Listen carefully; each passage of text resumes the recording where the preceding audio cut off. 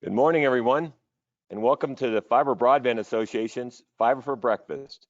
We are now in our 21st episode of 2022, and I'm coming to you today from snowy Keystone, Colorado. It's kind of interesting to have a big snowstorm here in the end of May. But before we kick off things, I'd like to thank our sponsors of Fiber for Breakfast, including our gold sponsors, CHR Solutions, Millennium, and Plume, and our silver sponsor, Graybar. I hope everyone had a chance to attend our NTIA BEAD webinar last week, where the fiber broadband policy experts netted out the rules for the $42.45 billion broadband infrastructure program, what that will mean for you. We had a great turnout and quite a few really great questions. If you missed it, you can find the replay on the Fiber Broadband Association's website under events. Our Fiber Connect 2022 conference is now less than 3 weeks away. It's going to be held in Nashville, June 12th to 15th. The Gaylord and the end of the Gaylord are sold out, but we have some nearby hotels with availability. You know, last year was amazing, but we are already way past last year's registration and content. If you haven't registered, please do so as soon as possible, because we're probably going to have to close registration when we reach our capacity. This is going to be the biggest and best broadband event in the world this year, so you're not going to want to miss that. That brings us to today's Fiber for Breakfast session. We're going to be focused on the good, the bad, and the ugly, what we've learned from 30+ network evaluations. But before I formally introduce today's guests, I'd like to introduce Trish Ehlers from our team, who's going to walk us through some housekeeping items. Thanks, Gary, and good morning to everyone who's joined us today.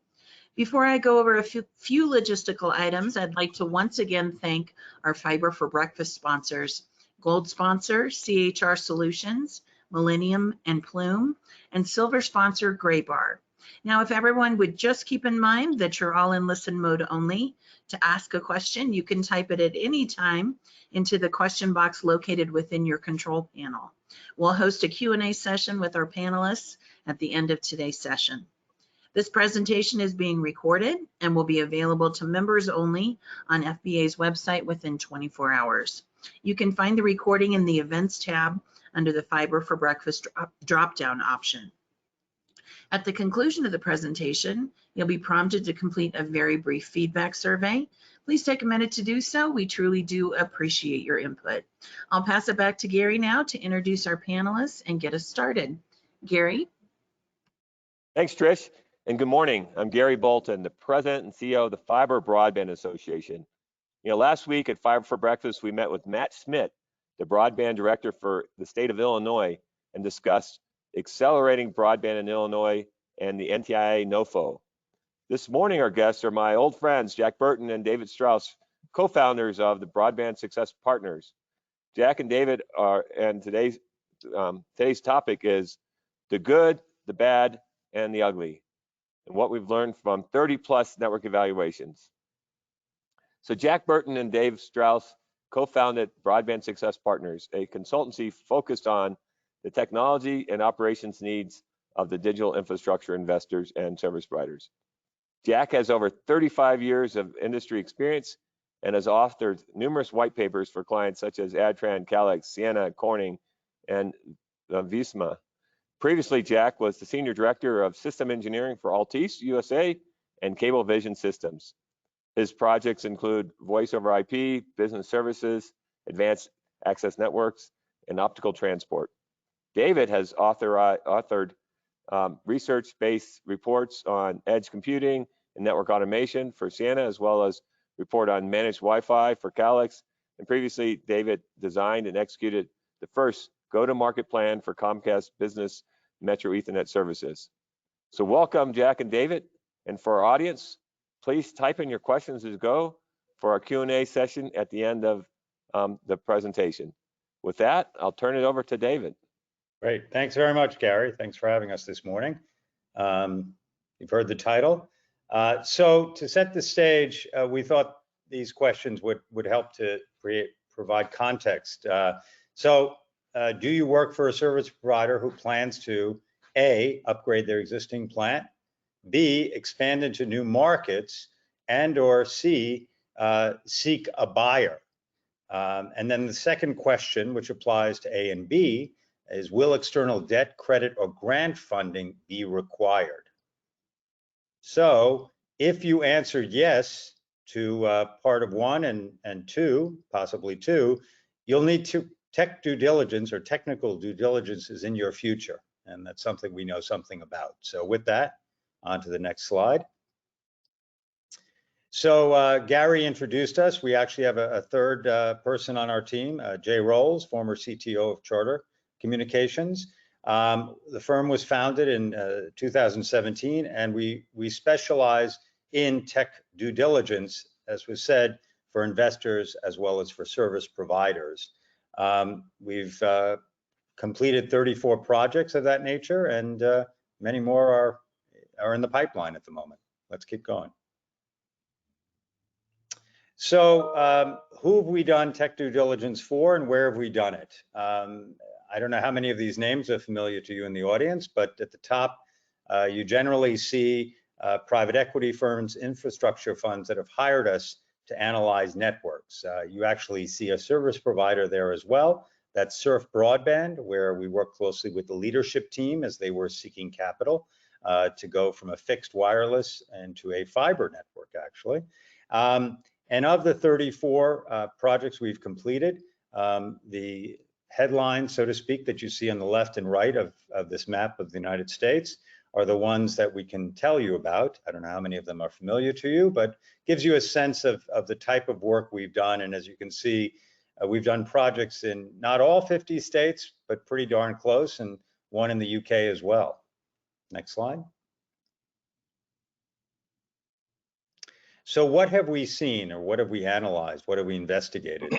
From a technology perspective, there's been quite a bit within the world of fiber. However, also HFC and coax, also copper, and also, as I noted a moment ago, fixed wireless. It's really been a range from last mile networks to middle mile to long haul, and geographically, as you saw in the earlier slide, across the US, but in terms of the types of geography, it's been dense urban environments to very sparse rural ones, and areas in between. And as far as segments are concerned, really the broad swath from residential to S&B to enterprise to wholesale. Next slide. So how do we go about what we do? We really do a very deep dive investigation of these networks, and we produce for our clients a red flag report, yellow flag report, really indicating what areas are of concern and what are the recommended steps to remediate those problems or those issues.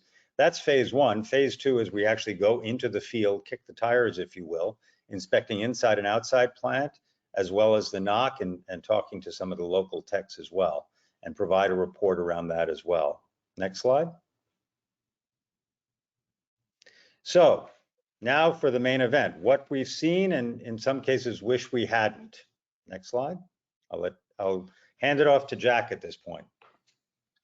Thank you, David. Yes, we've completed a lot of these investigations and we've seen a lot.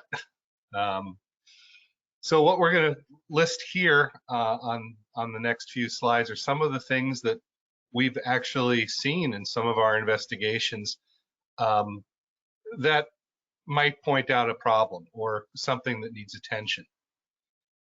One of the things that we've seen quite frequently are networks lacking needed redundancy. In other words, a single point of failure could take down a significant number of customers. We've seen networks where we've gone in looking to examine the network architecture and haven't been able to get adequate system documentation. In other words, paperwork and computer files showing how the network was designed and built. Sometimes this was because of an acquisition where those records weren't forthcoming early on. Sometimes just over the years, some of the old paper records got lost or destroyed or damaged. And we haven't seen all the paperwork needed to document the network. We've also seen the opposite. Don't get me wrong. We've seen some networks that are superbly documented and very up to date. Another thing we've done is we looked at the plant mileage in the files that we get, indicating the network design. And sometimes when we add up the plant mileage, it doesn't agree with what the people behind the network say it should be. So we'll point that out. We also have seen extensive fiber networks where many of the fibers are low count. Perhaps there was a sale on 6-count fiber cable and that's what they bought. And when that's the case, what it means is that when you need to expand your network, you're going to have to overbuild yourself or use DWDM extensively. Another thing is the backbone of the network, interconnecting your hub sites. Sometimes the capacity of that network is not well documented. It may use DWDM systems with limited capacity or capacity that's full or low bandwidth wavelengths, but many times that's not well documented. Next slide.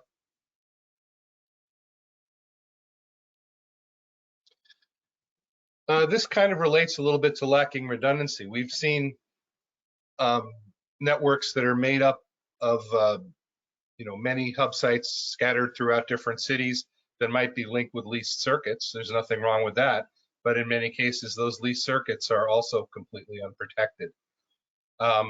We also see that this is particularly the case in many fixed wireless networks, where a network of towers would be connected with point-to-point radios where many towers are sharing a single thread of interconnection.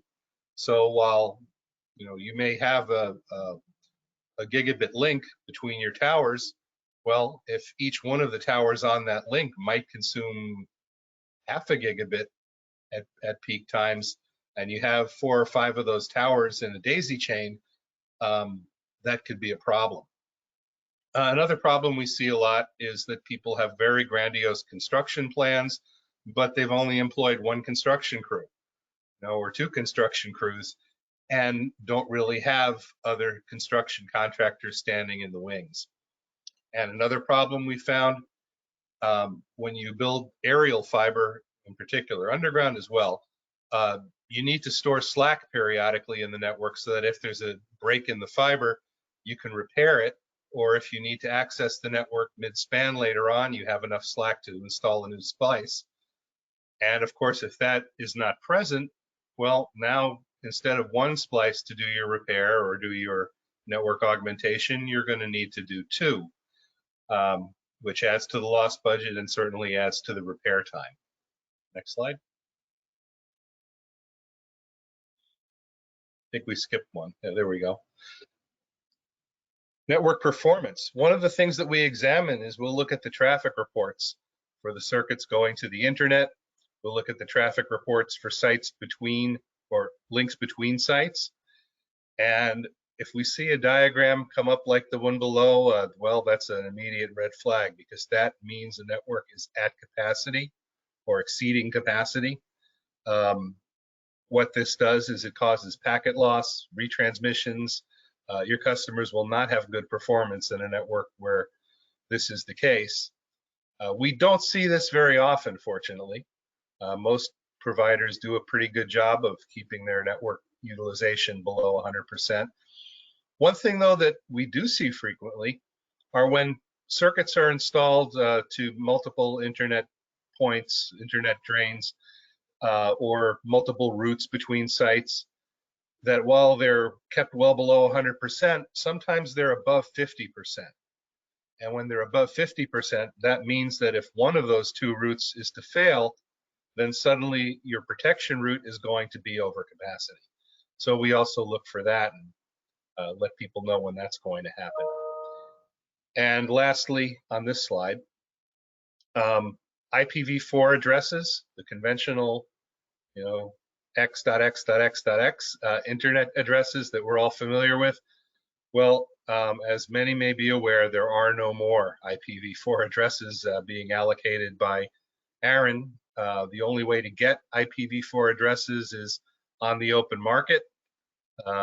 You can buy them, you can lease them, but in many cases, a company may not have enough IP addresses in their current inventory for their planned growth. You know, it's a pretty sad situation when you only have 100 available IP addresses, but you intend to add 1,000 customers. That's not a good thing. Next slide. In terms of the equipment, well, we've seen very old equipment. Not so much, not so often obsolete PON equipment, but it is out there. There are people still running BPON. One thing we saw was an operator deciding to use indoor ONTs, which are much less expensive than outdoor ONTs, and they decided that they wanted to get the advantages you have using an outdoor ONT, which lets you service the ONT without the customer being home, lets you build and maintain your network without worrying about service appointments so much. You know, nice goals. You can do backup power from a battery power supply in the home. Nice goals, but to do it by using an indoor ONT put into an outdoor enclosure, you know, on the side of the home, well, while it may fit physically, those indoor ONTs do not have the temperature specifications to exist in an outdoor environment that, you know, swings well below freezing to over 100 degrees Fahrenheit at times, especially inside an enclosure where there's limited ventilation. So again, a very risky thing to do. We've seen companies using very old voice services platforms. As you can see from the pictures, we've seen some pretty untraceable wiring. One thing we see a lot, you know, many companies are running UPS units in their hub sites or in their closets. We find many of them, the batteries are dead. They are not able to do their job at all because they haven't been maintained. We've seen servers at headquarters which perform critical functions. While they may be protected by a UPS, no generator at the site, you know, or even a hookup for a portable. So that's something we've seen. And we've seen many warehouses where the company may not know exactly what they have or where they have it. Next slide.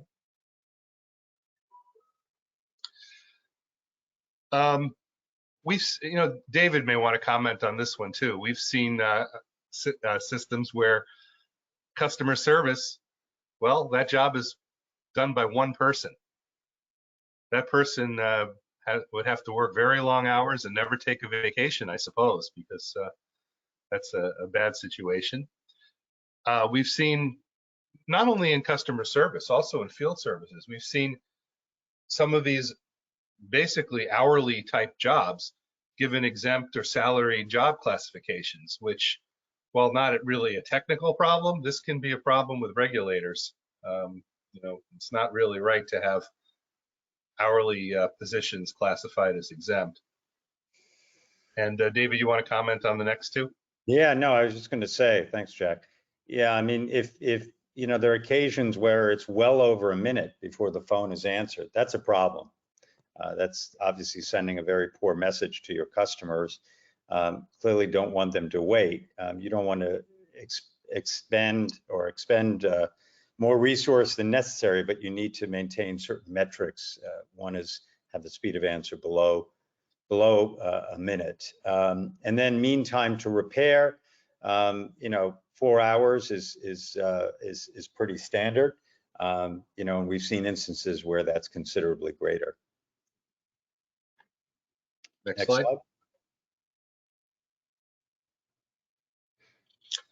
In the network operations center, well, I mean, one big problem is we've seen companies that have no network operations center. It's not that they farm it out to a third party. We've seen companies that rely on, basically, this is how, you know, back in the 1980s, how cable operators used to do their customer service. They'd have their call center receive calls, and enough people call in, well, there must be an outage. Let's let a technician know. There are companies today still following that model. There are other companies that rely on their equipment alarms being received by an automated system and sending out a pager notification with no manual intervention. That may be a good backup to having network operations center or a valid out of hours strategy, but to do that 24/7 is, it can be problematic. We've also seen network operations farmed out to outside providers. Nothing wrong with that, but bringing that effort in-house has to be a very well planned activity.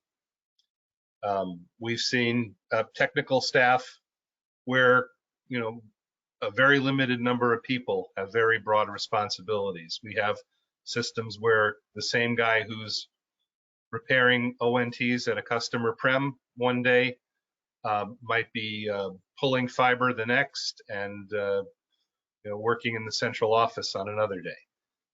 Again, it depends on the size of the system, but you always want to have somebody to back everybody up. You want to make sure that even if it is a small staff, that those people have a chance to go on vacation, or even if they get sick. Building fiber, of course, we've seen variations in the labor rate. We've seen people paying contractors more than the going rate. We've seen people paying in-house staff more than the going rate. We've also seen some people paying less. I didn't mention it here in the slide, but we had one company where an individual had been there for 14 years, but was basically still making minimum wage, and that's not a great situation. And as I mentioned before, we've seen field workers with exempt job classifications. These are people who have to work out in the weather, late at night, on weekends, and to not pay them overtime for that sort of work is, it's just not right.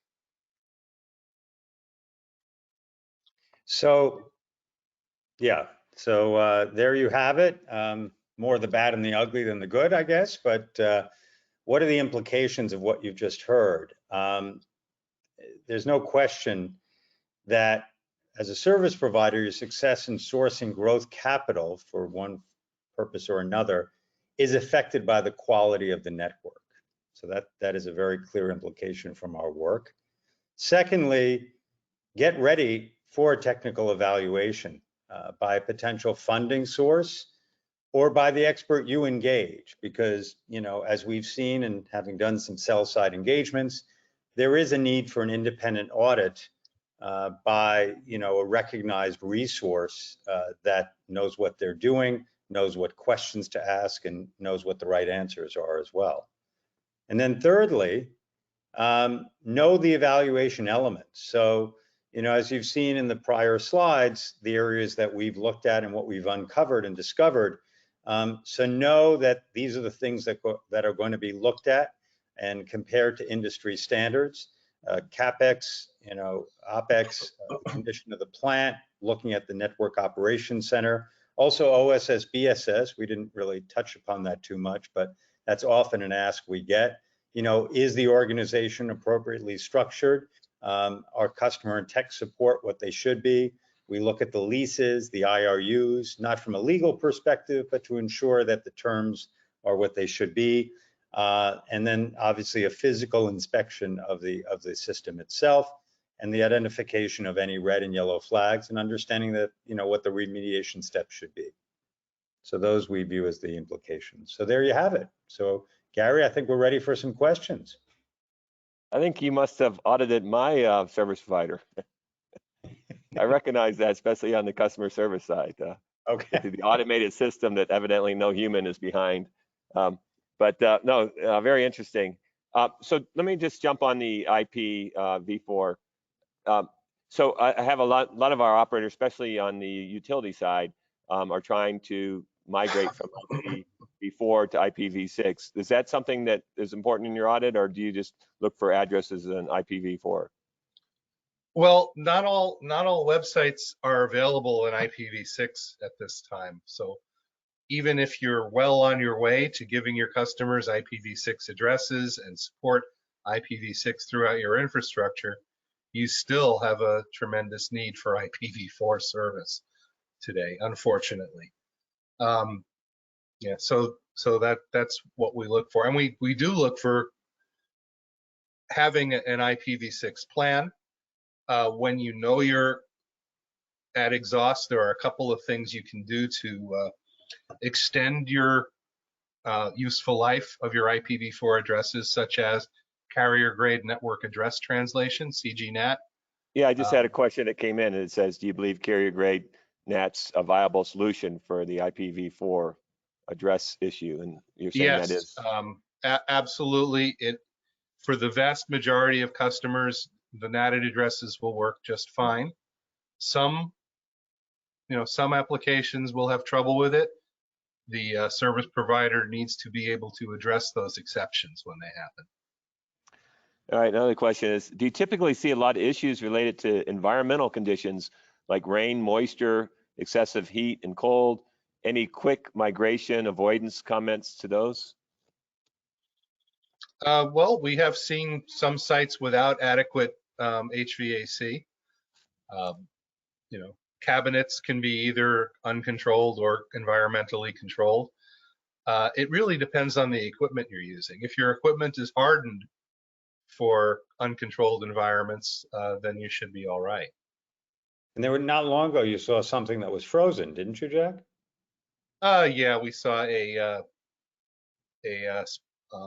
splitter cabinet where water had gotten in and frozen at the bottom. And while it didn't affect the fiber, because fiber is very, very resilient, the unused fibers that were sitting in the bottom of the cabinet, which, by the way, is also something you shouldn't do. Any unused fiber jumpers should be parked in a connector sleeve. But with these fibers that were sitting at the bottom were sitting in the water that had frozen, and if one of those potential customers wanted to be hooked up, they couldn't be. Great. So one of the comments says is that they noticed that one of the first slides I referenced to work done with CBRE. Can you provide any further information on your work? Yeah, that was CBRE Caledon out of Canada, and they acquired WAN-RAC or invested in WAN-RAC, which, as some in the audience may be aware, serves the education market.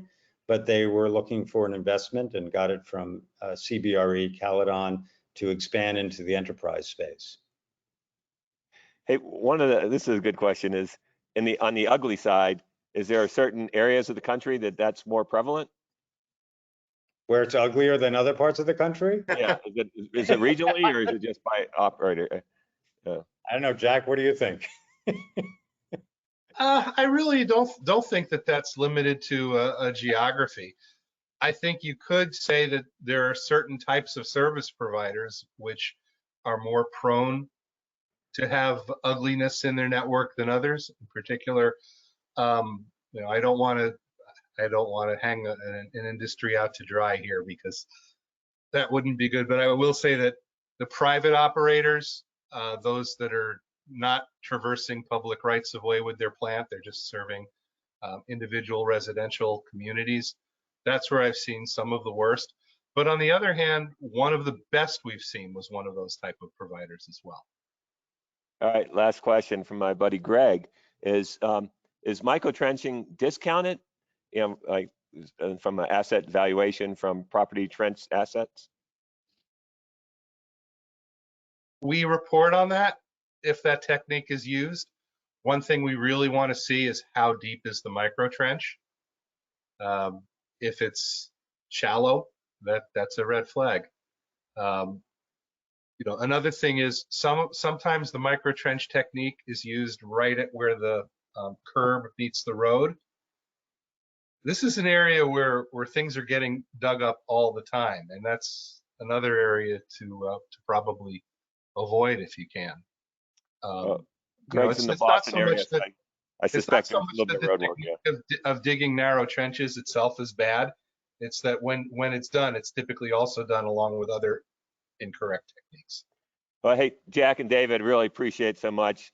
Thanks for sharing your insights and battle scars from your long history of these technical evaluations. So I hope this session's been useful for our audience and help them know what to look for. So I hope everybody's getting prepared so then when they get their audits. So thank you guys. And thanks everyone for joining us today. I look forward to getting back together next Wednesday. We're going to be discussing the middle mile and what you don't know can hurt you with Rick Talbot, the principal analyst at ACG Research. So you're not going to want to miss that. Thanks again, and we'll see you guys next Wednesday. Have a great day. Thank you.